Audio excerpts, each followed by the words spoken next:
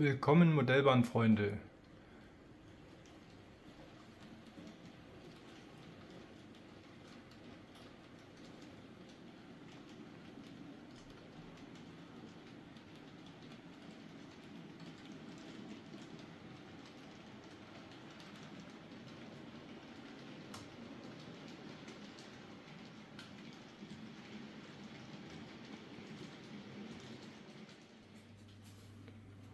Willkommen zu meinem Sommervideo mit allerhand Neuheiten, wie ihr versteckt und nicht versteckt sehen könnt. Als erstes möchte ich euch den Effiliner präsentieren, der hier durchs Bild rollt.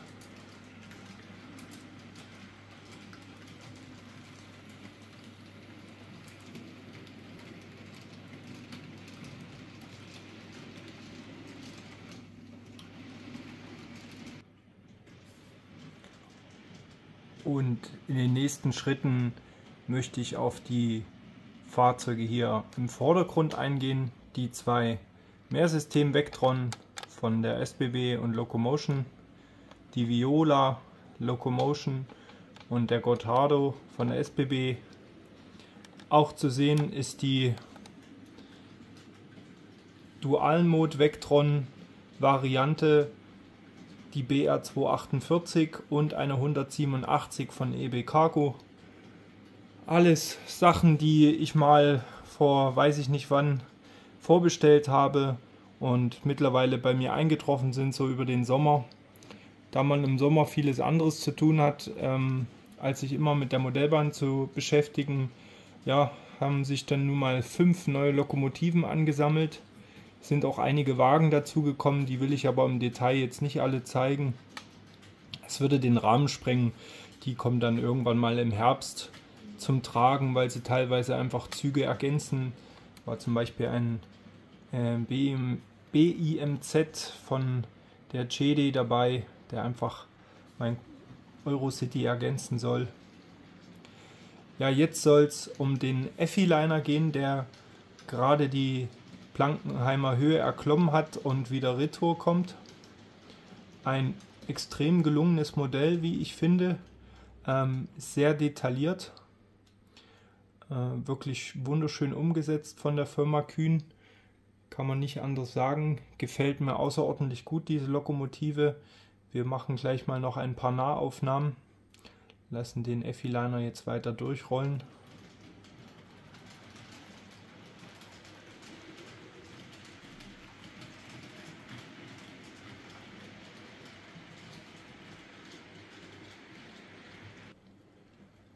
So, schauen wir uns doch dieses schöne oder ehrlicherweise wunderschöne Modell für mich, ja, auch wenn es nicht dem Vorbild entsprechend oder dem Anlagenvorbild entsprechend in Deutschland fährt, aber wir können uns ja vorstellen, dass es im grenzüberschreitenden Verkehr unterwegs ist.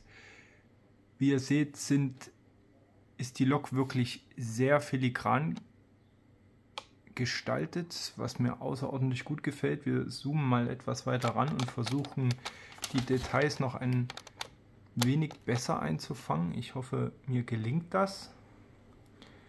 Ja, das sieht doch wunderbar aus. Jetzt noch etwas, tut mir leid für die Wackelei. Oh. So. Jetzt haben wir die Lok wunderschön im Detail, also selbst die oberen Lüfter, die Antennen, die Durchbrüche an den Seiten, wirklich wunderschön gestaltet. Es gibt noch diverse Zurüstsachen, aber also die habe ich jetzt noch nicht verbaut. Wer mich kennt, weiß, dass ich das tun werde. Selbst der Führerstand ist angedeutet mit Monitoren und Tasten und Schaltern, also wirklich sehr elegant umgesetzt, also ein Top-Qualitätsmodell von der Firma Kühn. Ist jetzt nicht jedermanns Sache optisch, das weiß ich, das wurde konträr diskutiert, aber für mich sind das Sachen, wo ich sage, mir geht es ja ums Vorbild. Klar, jeder hat Affinitäten, für mich sind die Loks aber wie der Effiliner nochmal besonders spannend. Ja, ihr habt es vorhin gesehen, es stehen auch 3 Vectrons da, aber der Vectron ist mittlerweile so eine richtige Einheitsbrei-Lok und da macht das so ein besonderes Modell, wo es, glaube ich, im Vorbild meiner Meinung nach bei der GD Cargo auch nur 5 Varianten gibt. Die anderen fahren ja bei Austria Cargo, da weiß ich jetzt nicht genau, wie viele da unterwegs sind, aber so eine Lok, die es auch in echt nicht so oft gibt, ist doch was Spannendes, zumal sie ja quasi auf dem Fahrwerk der Taucherbrille basiert, wie man unten an den Drehgestellen gut sehen kann. So, jetzt möchte ich hier am Beipackzettel von Kühn noch kurz die Vorbildinformationen vorlesen. Das ist ja beim letzten Mal ganz gut angekommen. Einfach so ein bisschen der Hintergrund zur Lok. Die Lokomotiven der Baureihe T753.6 oder in Klammern eben, wie ich ihn auch nenne, der Effiliner 1600 werden durch die Firma CZ Logo hergestellt. Diese Firma baut im Moment auch für DB Cargo Streckenrangierlokomotiven vergleichbar zur Gravita. Der eine oder andere hat das vielleicht auf Rail Color News gelesen. Auch für Locomotion, was ja eine Tochter der DB ist, wurden diese Lokomotiven schon gebaut, also haben sich bewährt, und die GD hat auch einige andere Varianten von CZ Loco, die sich auch ausgezeichnet haben von Generalumbauten, wie wir das eigentlich das letzte Mal mit der V160 der Havelländischen Eisenbahn von Alstom gesehen haben. So kann man das hier eigentlich vergleichen. Im Grunde ist es eine fast neu aufgebaute Lokomotive, der Effiliner. Diese Lokomotiven basieren auf den Fahrwerken der Baureihe T478.3, erhalten aber eine umfassende Modernisierung und einen komplett neuen Lokkasten. Die Diesellok Effiliner 1600 mit dem Spitznamen Bison hat eine Motorleistung von 1550 Kilowatt.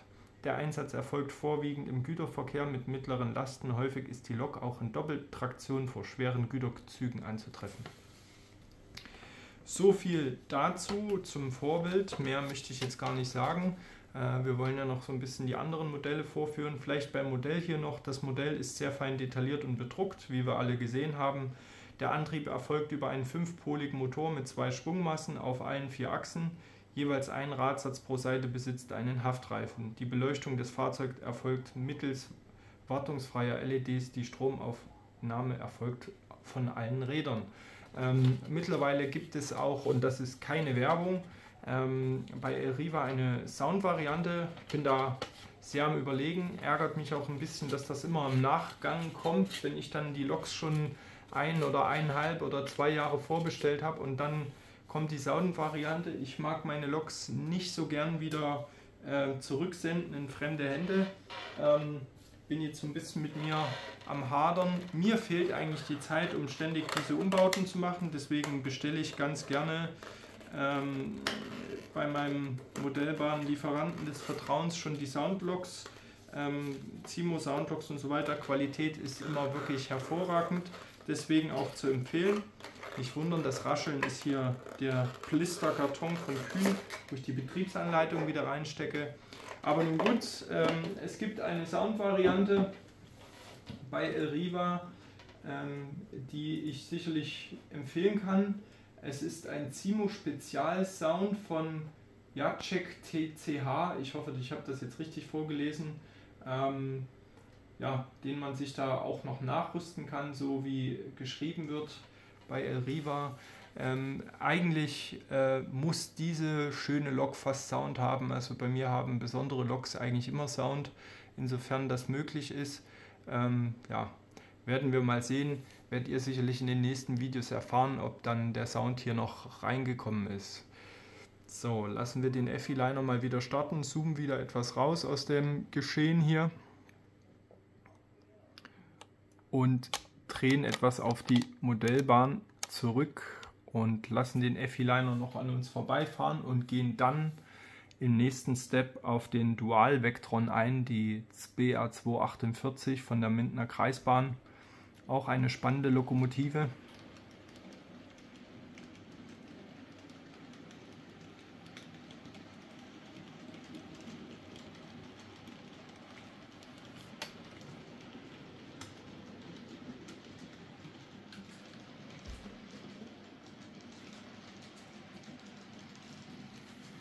So, wie ihr vielleicht unschwer erkennen könnt, habe ich auch am Gleis etwas gemacht. Und zwar, Achtung, mein Finger kommt. Wo ist der Finger? Ah, hier. Und zwar hier in dem Bereich habe ich Kabelkanälschächte verlegt. Hier vorne, das ist nur Sand, Höhe Stellwerk, das geht noch weiter rum. Das wird noch mehr werden. Im Moment ist das der Arbeitsstand. Wie gesagt, im Sommer hat man nicht für alles Zeit, aber auch auf restlichen Abschnitten ist es auf der Modellbahn weitergegangen.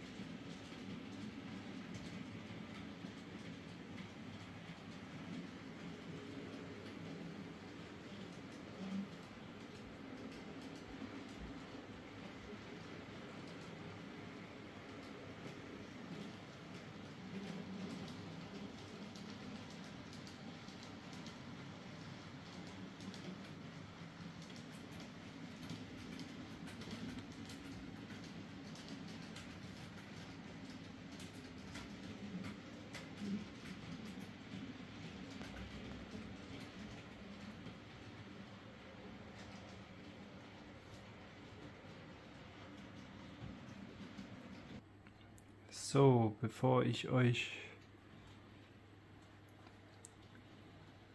die Dual-Vectron genauer zeige, respektive erkläre, muss ich im Schattenbahnhof etwas Platz schaffen.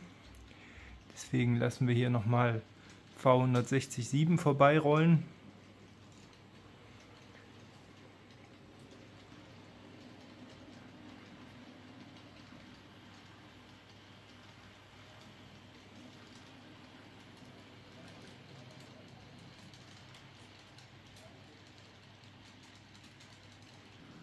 Und es folgt V160-8.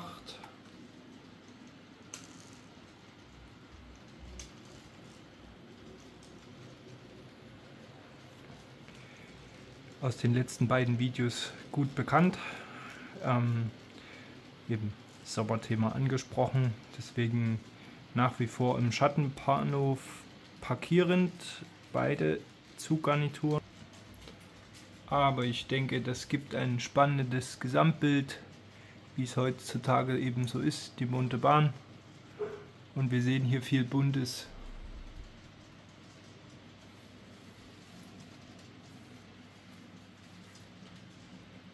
Von daher denke ich, stört uns das nicht, wenn wir hier noch jeweils eine schöne Vorbeifahrt einer V160 der HVLE haben. Ja, im Detail werde ich heute in dem Video nur noch auf den Dual-Vectron eingehen. Ich denke, die beiden Vectrons BA193 und die Trax 3 BA187 sind an sich sehr schöne Modelle.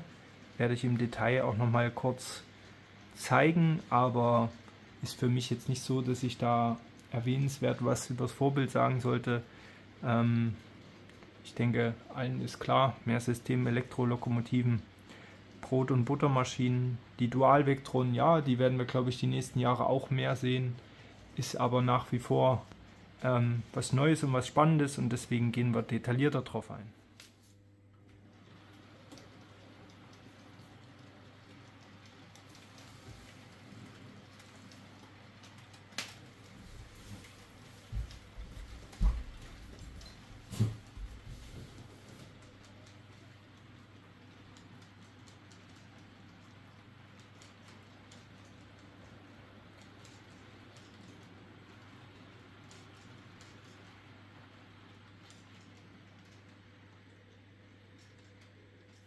So, wollen wir uns dem Dual-Mode Vectron der Mindener Kreisbahn widmen. Mit seinem Holzganzzug, den ich hier erstellt habe. Leider haben diese Tillig-Wagen einige betriebliche Probleme hier in der Steigung. Sie sind schlichtweg mit Ladungen zu leicht und dadurch passiert ist, dass die Wagen nicht überpuffern, sondern dass die Kupplungen so lang gezogen werden, dass irgendwann ja, der Spurkranz des Radsatzes aus dem Gleis gezogen wird, förmlich. Etwas ärgerlich das Ganze. Ich bin da noch am Überlegen, wie ich das mache. Wahrscheinlich wird es da Gewichte geben, die dem Ganzen Abhilfe schaffen werden. Werden wir mal schauen. Ja, Lokomotiven sind auch nicht das Einzige, was ich hier in letzter Zeit neu bekommen habe in diversen Kartons, sondern ihr seht ja den kahlen Wald und den habe ich jetzt bewusst immer wieder ins Auge gefasst, denn ich habe auch einen großen Karton mit diversen Bäumen bekommen. Und sollte es jetzt wieder mal zu heiß werden oder gen Herbst gehen, werde ich mich auf alle Fälle der Bepflanzung der Blankenheimer Höhe widmen. Auf der Blankenheimer Höhe habe ich jetzt öfters mal drüber nachgedacht, eine Burg oder was zu installieren, denn ich habe jetzt eine schöne Brücke von IGRA gefunden, die auf alle Fälle auf dieses Plateau, dieses Inselplateau führen soll. Von der hinteren Straße, die hier im Hintergrund lang führt, soll es dann hier in einem Plateau vorführen. So ist zumindest der Plan bis jetzt. Auch am Supermarkt soll es natürlich weitergehen. Diverse neue Gebäude habe ich mir zugelegt. Das Neubaugebiet soll ja nicht ewig im Bau sein, sondern das soll ja auch mal fertig sein. Da habe ich mir jetzt ein Häuslein von Vollmer zugelegt. Einfach mal was anderes, damit es auch ein bisschen andere Optik gibt. Ja, und jetzt, wenn der Vectron hier unten ist, dann gehen wir auch hier mal in die Detailansicht, um ihn uns doch etwas genauer anzuschauen. Also, da ist das gute Stück. Gehen wir doch kurz auf den Vectron ein. Der Vectron Dual Mode ist basiert auf der Bauart des Vectron DE und ist eine weiterentwickelte Zweikraftlokomotive oder auch Hybridlokomotive, deren elektrische Antriebsenergie entweder durch einen Dieselmotor erzeugt wird oder aus der Oberleitung bezogen, wie wir hier alle sehen können. Also hier sind die typischen Aufbau des Diesel inklusive der Lüfterseiten und dort ist der Stromabnehmer. Die Zweikraftlokomotive gibt es in zwei Varianten, der in Deutschland als Reihe 248 bezeichneten Vectron Dual Mode und der als Reihe 249 bezeichneten Vectron Dual Mode Lite. Eben die Lite habe ich jetzt persönlich noch nirgendwo im Vorbild gesehen. Die DB hat diese geordert mit leichteren Achslasten und auch einem schwächeren Motor. Wir haben hier die BA 248, also die schwerere Variante. Die Reihe 248 wurde 2019 vorgestellt und seither von mehreren Kunden gekauft.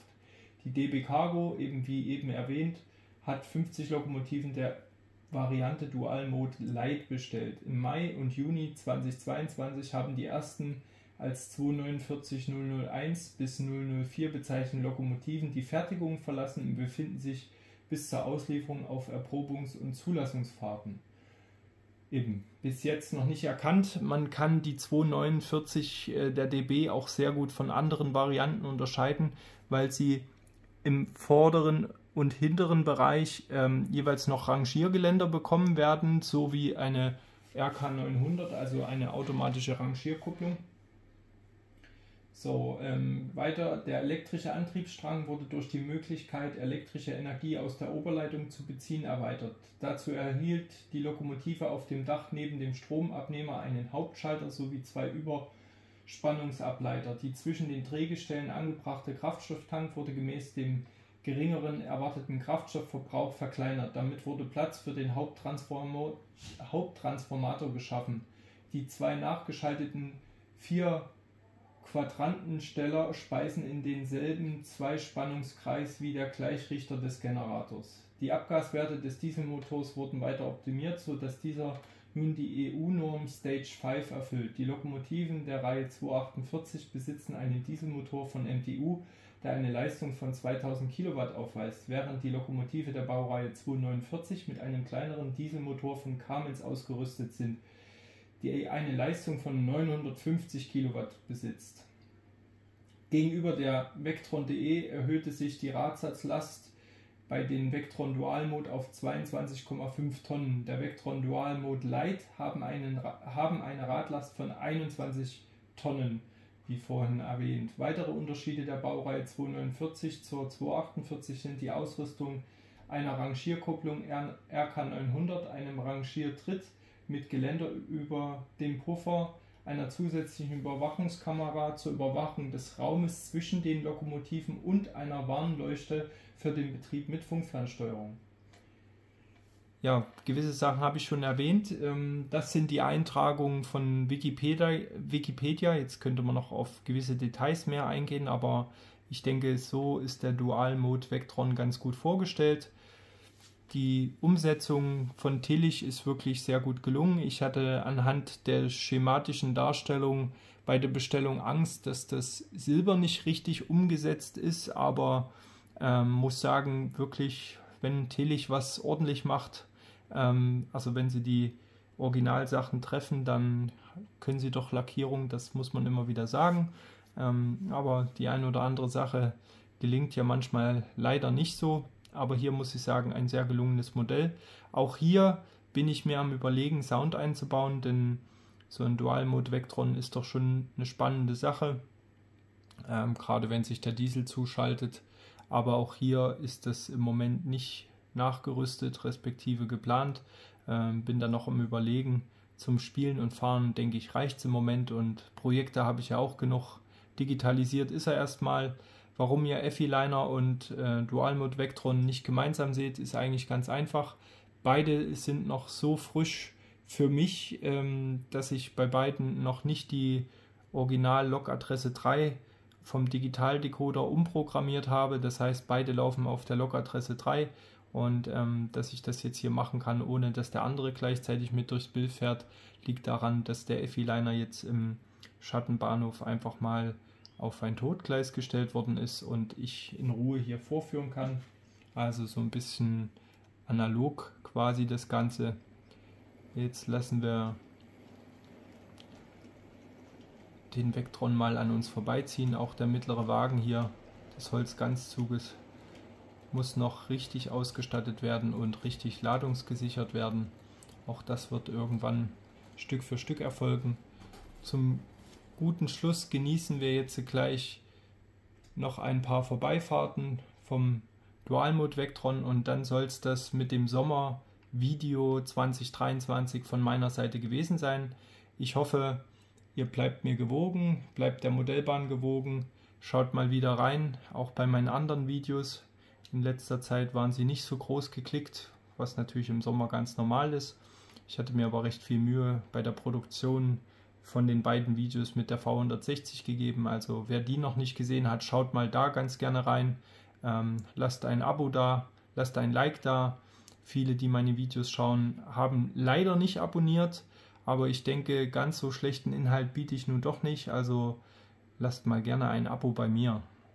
Jetzt wünsche ich euch noch einen wunderschönen Sommer und kommentiert fleißig unten, wie ihr die neuen bunten Neuheiten so findet. Ach ja, und wenn der Dual Mode Vectron an uns vorbeigezogen ist, werde ich auch noch ein paar Nahaufnahmen von den beiden elektrischen Vectrons und der Trax 3 machen. Also, bis bald. Ciao.